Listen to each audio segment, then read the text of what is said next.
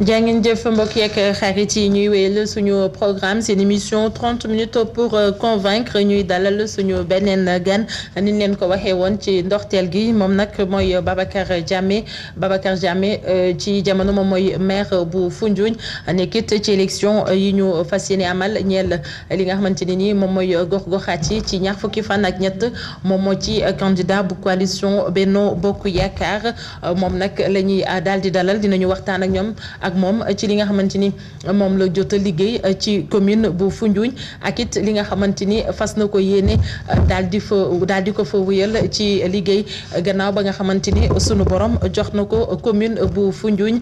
Babacar Diamé honorable député ñu ngi lay nuyu di la jaajëfal ci invitation bi nga nangoo honoré. waaw jërëjëf Aram ñu ngi lay gërëm de sant di leen jaajëfal ci seen liggéey bi ngeen ay def di kontaan tey ñu ci rajo Sénégal Fatick pour waxtaan ak yéen ñu ngi leen di gërëm di leen sant. mu ngoog soxna Yaram Diagne moo ne ci waxukaay bi ci xarale bi Lamine Dione. Babacar Diamé wax naa sànq ne yow yaay maire bu Foundiougne bëgg nga it daal di fi toogaat sa coalition loolu mooy bëgg-bëggam moo tax mu daal di def nga jiitelaat liste coalition Benno Bokk Yaakaar waaye dañuy faral di wax ni maire moom bilan wam lay campagne bu ko defee ñu bëggoon xam rek ci diir bi nga xamante ni jiite nga ko commune bu Foundiougne ci mandat bi nga xamante ni moom ngay jeexal ana lan moom nga waroo woon ak askanu Foundiougne te nga jàpp ne que matal nga ko. waaw merci beaucoup d'abord coalition Benno Bokk Yaakaar man moom laa yore moom laa jiite président de la République moo décidé que ma ñëwaat posé waat suma candidature pour la commune de Foundiougne.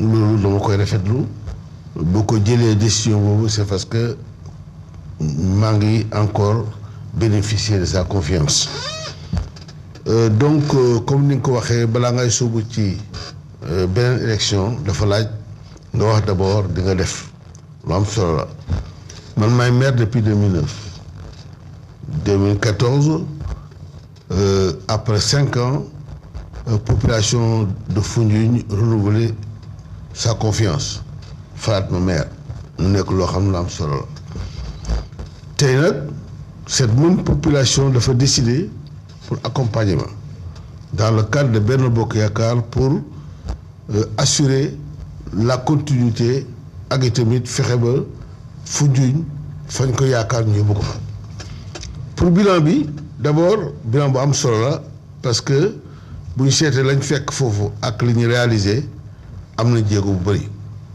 puisque dans le domaine de l'éducation bu ñu ko seetloo dépense de l'enseignement bu njëkk xale yi nga xam ne ñooy nekkoon ay étudiants mas ñu am subvention ñun bañ commencé 2009 ba 2021 parce que dama naan ñaari mandat la am ñaari mandat lay cumulé 2020 on a réalisé au moins 20 millions accompagner étudiants yi à concurrence de 2 millions par an te mosul am nga jël le volet fourniture scolaire foofu aussi lañ fa fekkoon c'est presque du néant ñu jël ko yóbbu ko ba 79 millions 600 ça veut dire en termes de fourniture scolaire chaque année dañ daan dépenser presque 7 millions nga jël ci accompagnement de l'éducation toujours ñi nga xam ne ñoo nekk le personnel temporaire muy gardien yi muy personnel bi entretenir école yi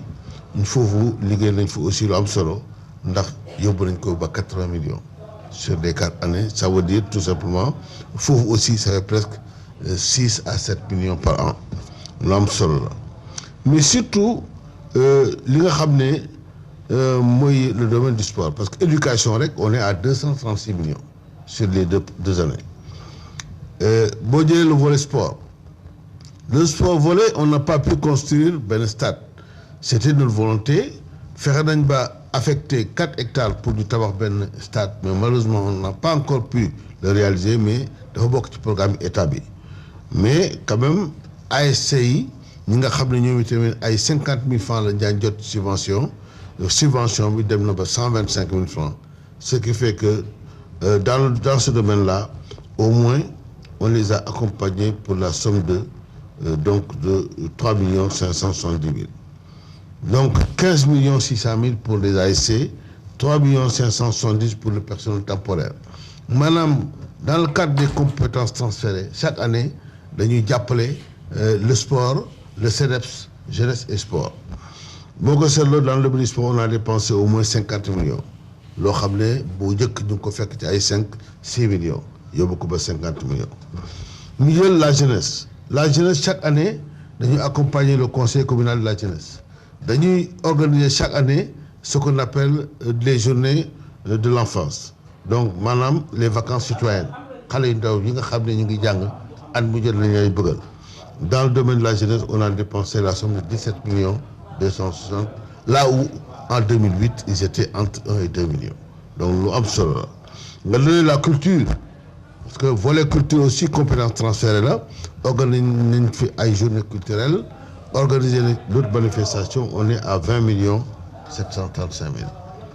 Nous avons le côté donc éducation, jeunesse, et sport et culture. Nous avons 3 compétences comme nous avons ci benn rubrique qu'on appelle donc jeunesse, sport, éducation. On est à 325 904 sur les 2 années. Sur les 2 périodes. Donc, très sincèrement, mais le volet le plus important, c'est le volet de la santé. Parce que santé, le volet que l'homme seul, médicaments, peut-être que accompagnement à mon mais mais nous, chaque année, nous budgétisons entre 4 et 6 millions de dépenses en termes de médicaments, ce qui fait qu'on a dépensé la somme de 67 509 000 sur les 2 mandats. Nous avons le carburant, parce que l'évacuation sanitaire, c'est la même chose, on est à 33 400 000. Mais surtout, accompagnement du sanitaire hôpital. Nous avons di nettoyer hôpital, nous les jël en charge. Les chauffeurs qui sont là-bas, nous les jël en charge. Donc, quelques personnels de santé, nous les jël en charge, on a dépensé pour ce personnel-là la somme de 120 275 ñaari mandat. Donc, du premier mandat, nous étions à 54 millions, deuxième mandat, 66 235. Donc, et surtout avec la Covid-19, en 2020, on s'est engagé presque pour 36 millions pour accompagner les, etc. Mais il y a un autre volet, le volet denrées alimentaires. Dans beaucoup de il est bon toujours de les accompagner. Nous, on est passé de 56 millions pour le premier mandat à 79 870. Ça veut dire en termes d'accompagnement pour les denrées, nous avons 136 248 000. Ça veut dire que nous avons aussi accompagné, on les a accompagnés pour 3 844 000. Madame, dans le volet social, qui est un volet important, sans compter les autres, on ne les a pas quantifiés, le RNU et les bourses familiales, nous sommes à 140 092. Ça veut dire dans le volet santé, nous sommes à 454 millions.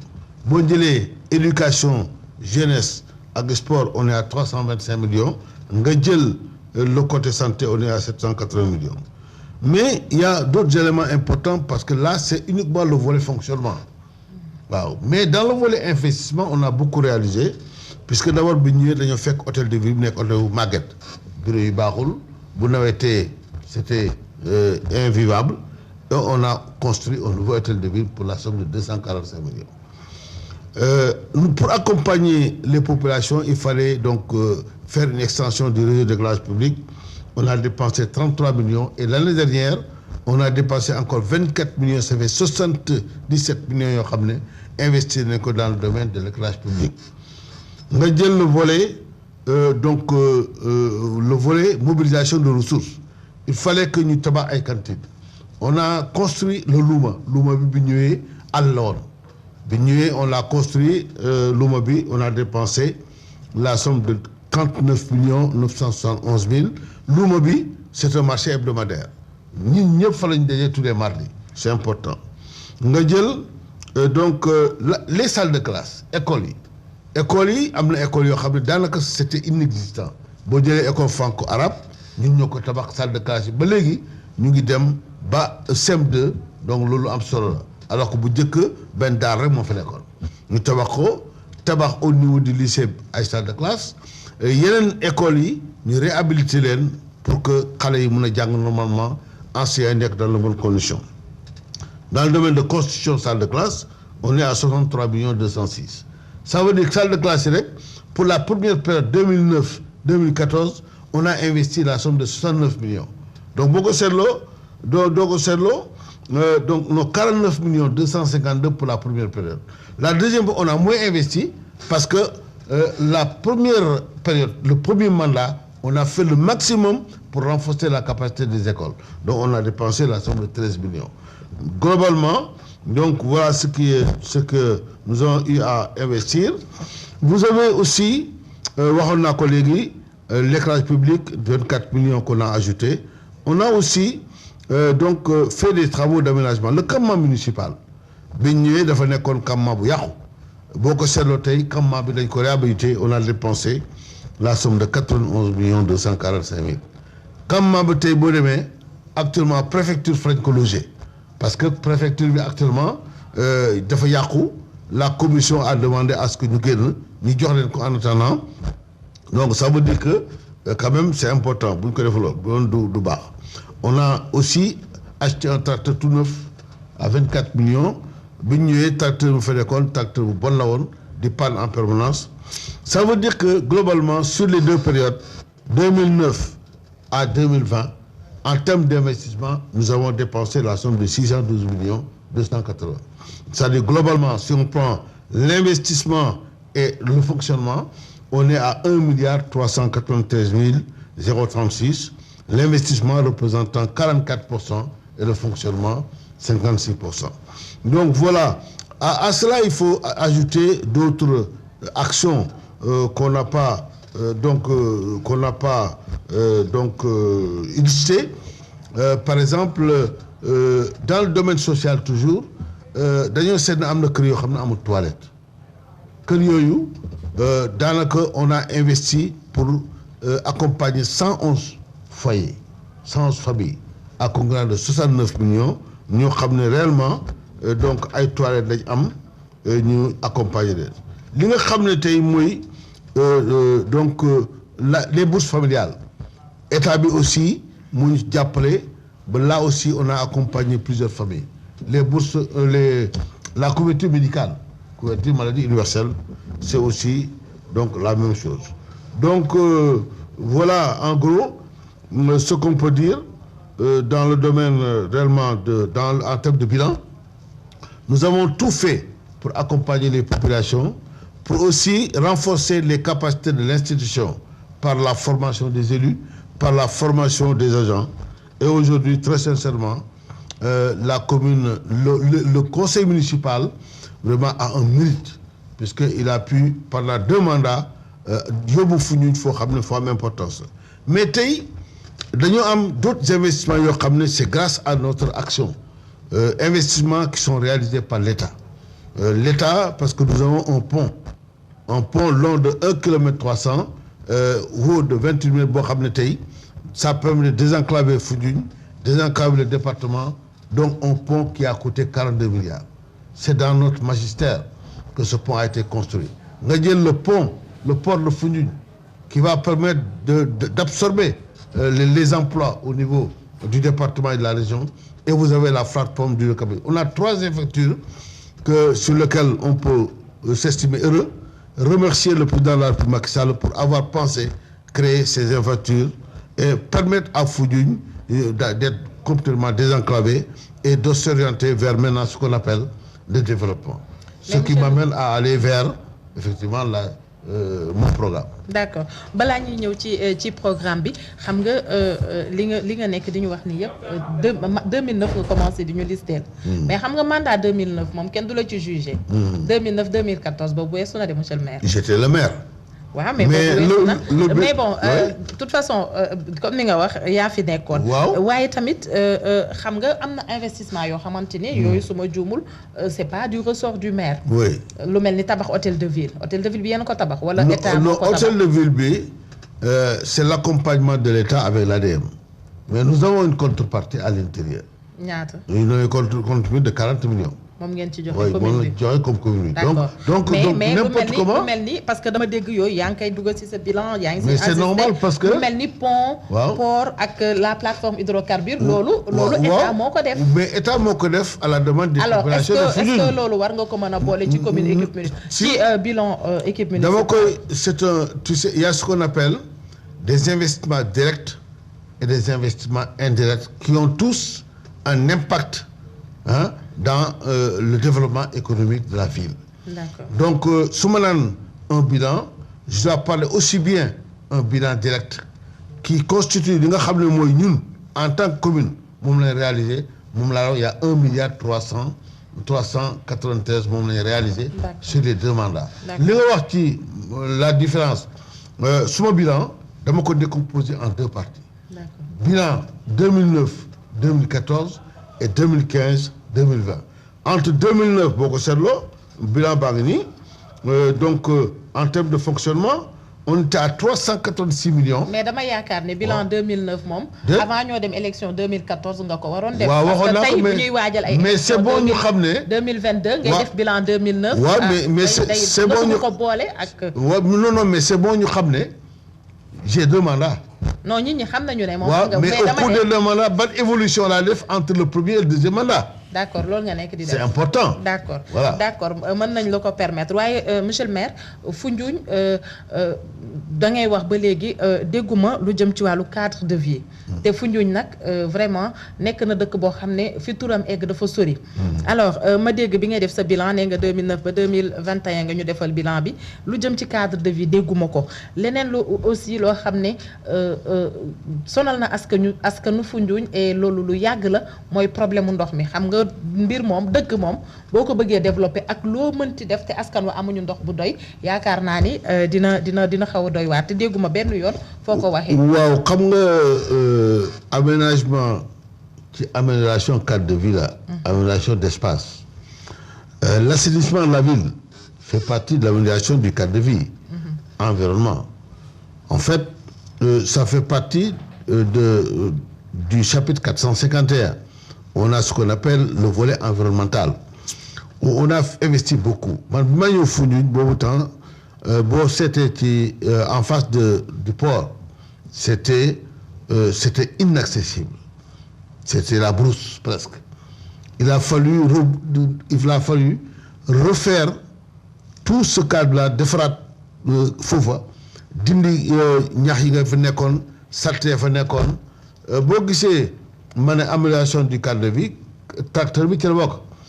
parce que tracteur bi mooy def vidange des fosses septiques yi saleté la boo xam ne tey boo ko vidéwul xam nga li muy doon donc te fosse tracteur boobu dañu accompagner population parce que au lieu de les faire facturer 17 000 francs ñu ngi leen a defal 5 000 francs par voyage donc lu am solo la maanaam aménagement territoire bi ci cadre aménagement cadre de vie boo demee fu ñu tey.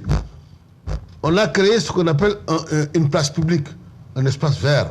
Mais boo gisee dugul fii parce que ça on l'a réalisé en 2021. mais xanaa pareegul. pare na fan la ci Foundiougne pare na mooy en face du commerce de la boutique de la 70. juste à côté de la mairie. Donc mu nekk espace on est en train d'aménager encore beneen espace. ci débarcadère bi. pour que ensuite am na beneen espace bu ñu amélioré mu ngi en face de la douane maanaam dans le domaine de l'assainissement on a créé li ñuy wax ay comité de salubrité dans les quartiers. Foundiougne tilim na de monsieur. déedéet tilimatul. xanaa da nga fa gëj. man barki démb ñu. waaw mais. barki démb dalal nga ma waaw mais ci foofu nga yëpp dem Sokone moo tax tu n'as pas eu le temps de visiter mais li wóor ba wóor dans le domaine de l'assainissement il y a beaucoup d'évolution non seulement on a créé des conseils de quartier. On a créé des comités de salubrité par quartier. Il y a 5 comités. Et dans chaque comité, on a donc le matériel nécessaire. Et encore une chose, on a l'accompagnement du FERA, le Fonds d'entretien routier actuellement, où on a 52 agents yoo xam ne depuis 2020 ñu nga fa di bale mbedd yi di nettoyer dëkk bi. En plus de ça ci wàllu xëy ndaw yi on a actuellement l'UCG qui est là-bas. vous avez des jeunes qui sont là-bas tous les jours ñu ngi donc vol extra on a créé aussi benn site de dépôt des ordures pour que mbalit mi bu ñu ko ramasser ñu mën koo yóbbu foofu mais en fait tout a été fait pour améliorer les cadres de vie. d'accord léegi ci wàllu ndox mi waaw wàllu ndox bi dafa nekk loo xam ne ndox bi yàlla ñu ko joxoon fu ñun mësul am ndox mu neex ñun bañ juddoo ba léegi mësul am ndox mu neex ndox yi teen lañ jar am mais ndox yi teen amatuñ ko parce que ndox bi dafa saf xorom état bi actuellement am na benn usine bu ñu l'usine de dessalement de l'eau bi nga xam ne c'est la même usine qu'on a construite au niveau de Kédougou mais ndox mi actuellement usine bi mu paree nappe bi si boppam dafa polluer ce qui fait que malheureusement l'usine n'est pas encore exploitée mais on a trouvé d'autres sources d'approvisionnement à Passy Mbitène foo xam ne foofu la ñuy transférer ndox bi mu jaar Mbam ñëw ba Foundiougne mais l'État ne s'est pas arrêté là parce que boo demee Ndiayène Kër Moussa actuellement il y a un forage qui est en train d'être fait il est presque terminé Ndiayène Kër Moussa est à 50 kilomètres de Foundiougne donc forage boobu pare dana permettre ñu drainer transférer l'eau de Ndiayène Kër Moussa à Foundiougne yaakaar nañ ne bu boobaa Foundiougne doy affaire ndox Foundiougne ñàkkul ndox maanaam y a pas la quantité suffisante parce que tey dañu war a servir Mbam servir Foundiougne même somme qui est derrière nous amul ndox. mais monsieur le maire Foundiougne ñàkkul ndox boo koy wax te Foundiougne askan wi am ñoo xam ne dañuy yeewu yenn heures yi pour dem ko citerne yi pour am ndox loolu.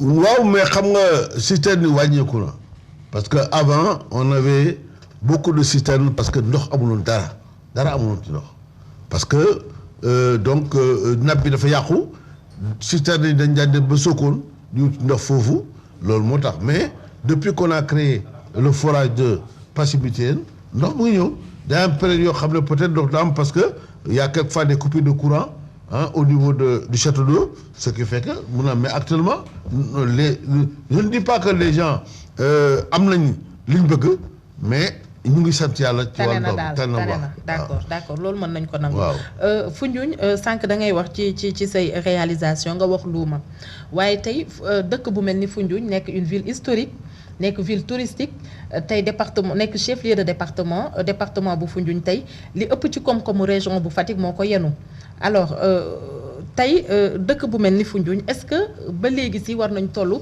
ci état bu ay luuma est-ce que jotul aussi Foundiougne am marché central boo xamante ni bu mucc ayib lay doon.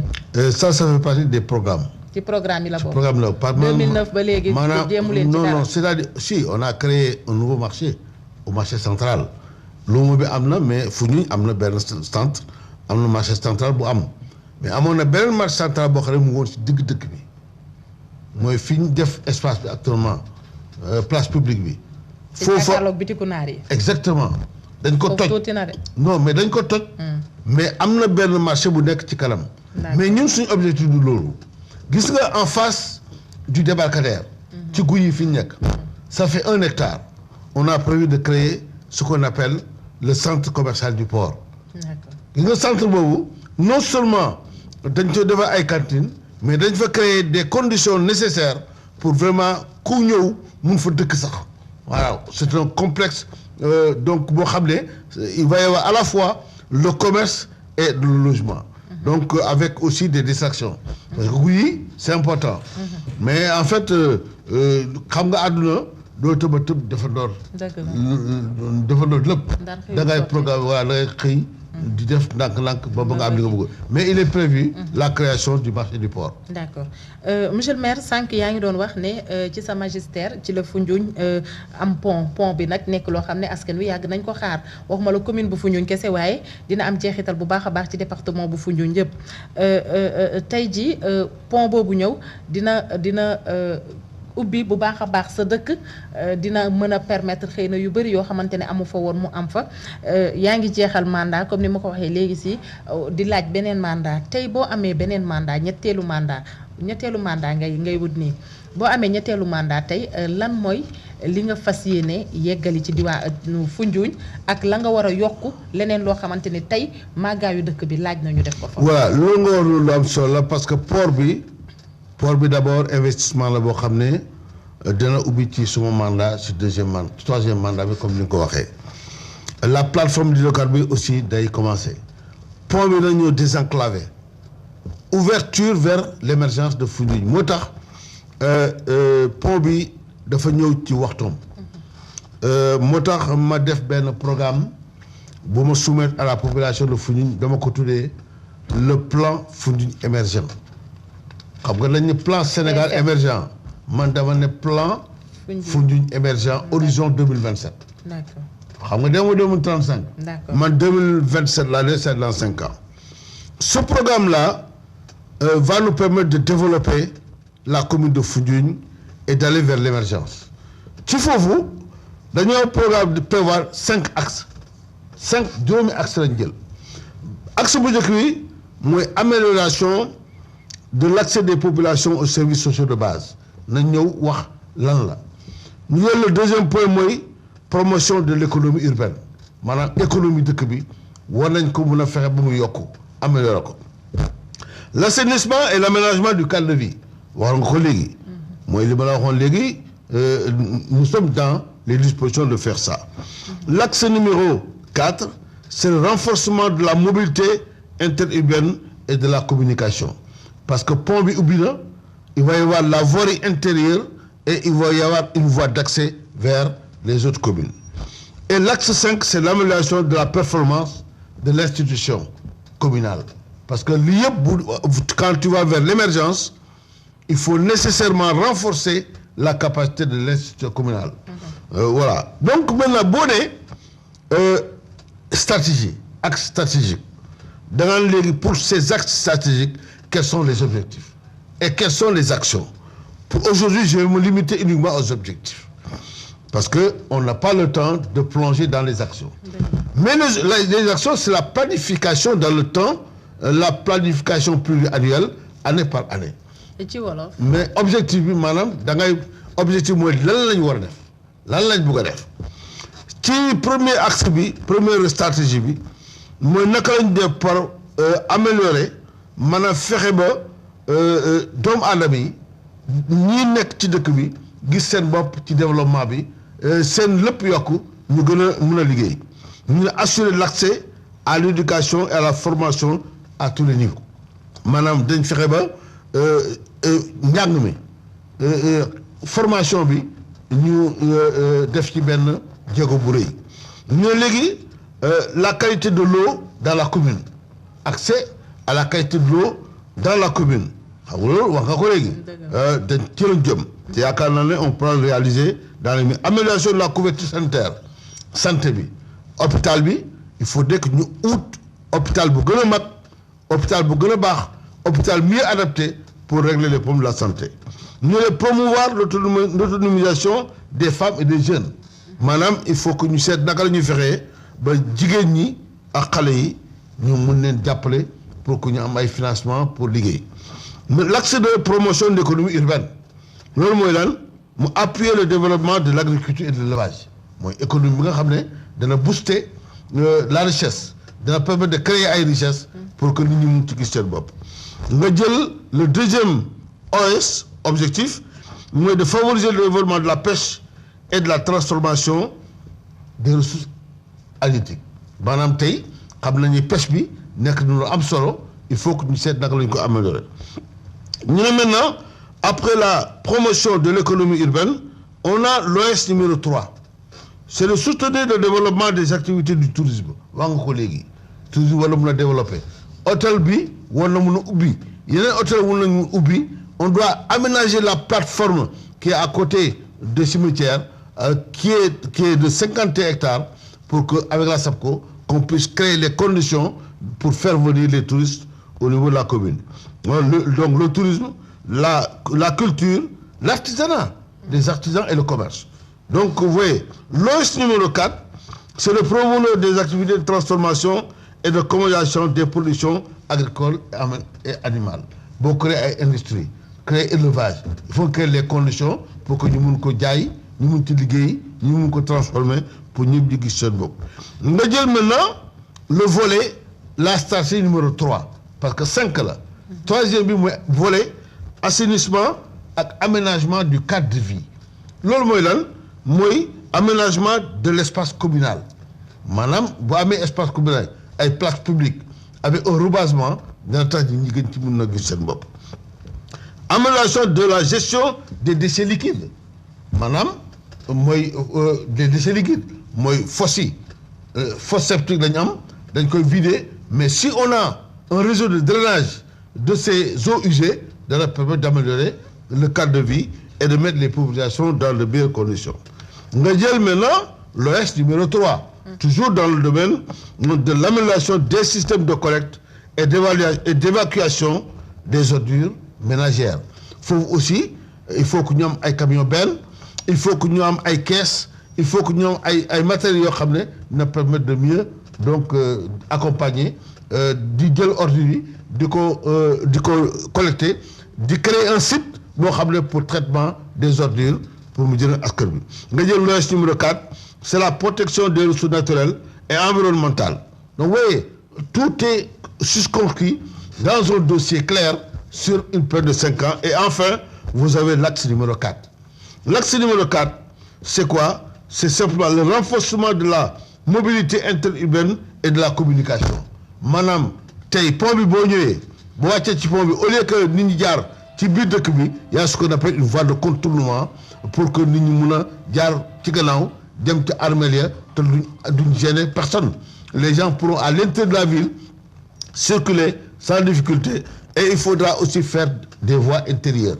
Donc pour quand même améliorer la mobilité urbaine et les échanges commerciaux. Vous avez enfin l'axe numéro 5. L'axe numéro 5, c'est l'amélioration de la performance de la municipalité. Parce que bon demain vers l'émergence, alors que la municipalité elle traîne les pieds, doo dem fu sori. Moo tax on a pensé que il faut prévoir nécessairement le renforcement des capacités de mobilisation des ressources maanaam tey il faut que ñu booster la collecte des taxes il faut ñu booster les ressources de la commune parce que boo amul ressources doo dem fenn bu ñu ko yokkee bu ñu ko amélioré nañu permettre ñu régler beaucoup de problèmes.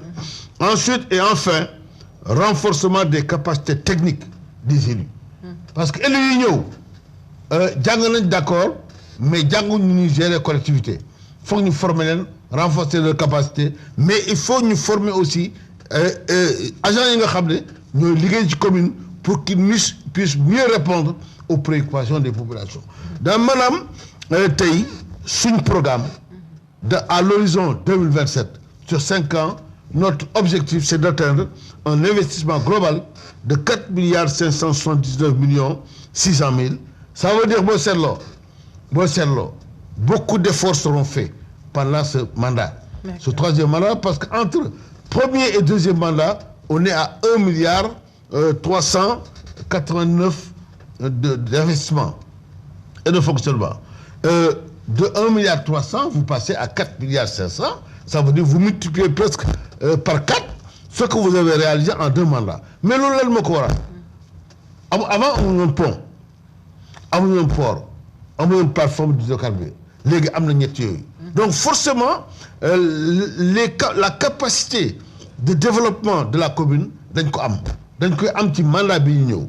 Donc bu ñu ko amee ci mandat boobu danañu permettre ñu yokk suñu ressources yi boo yokkee ressources yi dana la permettre nga mieux accompagner les populations dans le domaine de l'éducation, dans le domaine de la santé, dans le domaine du sport. On envisage de créer un stade omnisport. On a réservé 4 hectares pour tabax benn stade omnisport pour les jeunes. Et là, je crois que c'est une doléance ancienne et je suis sûr et certain que pendant ce mandat, on aura à le réaliser. Mais si on a osé prévoir pendant les 5 ans ce programme, c'est parce qu'il y a quelque chose qui est attendu du pont. Le pont, c'est un pont à péage. Avec l'ancien bac, on n'avait absolument rien.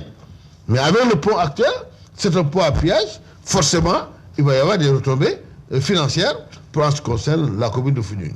Le port, c'est la même chose. La commune de Djidna aussi, mais l'autre, nous permet nous anticiper. Ce qu'on envisage de faire, si nous sommes élus, c'est d'abord la première année. Alors, monsieur le maire. Madame, vous faites qu'il y a déjà la population de Foundiougne a un mandat.